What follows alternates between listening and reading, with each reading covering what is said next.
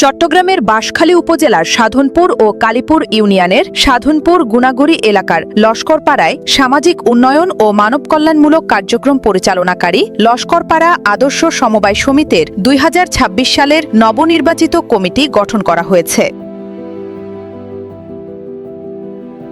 কল্যাণময় জীবনের সন্ধানে এই প্রতিপাদ্যকে সামনে রেখে পরিচালিত সমিতিটি ২০১৮ সালের ১ জুন প্রতিষ্ঠিত হয়। প্রতিষ্ঠার পর থেকে সংগঠনটি এলাকার অসহায় ও দুস্থ মানুষের সেবায় বিভিন্ন কার্যক্রম পরিচালনা করে আসছে। পাশাপাশি শিক্ষা সামগ্রী বিতরণ, দরিদ্র শিক্ষার্থীদের সহযোগিতা এবং এলাকায় শিক্ষার প্রসারে গুরুত্বপূর্ণ ভূমিকা পালন করে যাচ্ছে। বর্তমানে সমিতির সদস্য সংখ্যা ২৪ জন। সদস্যদের সম্মিলিত প্রচেষ্টায় সমাজসেবা ও জনকল্যাণমূলক কর্মকাণ্ড আরও বিস্তৃত করার লক্ষ্যে নতুন কমিটি দায়িত্ব গ্রহণ করেছে।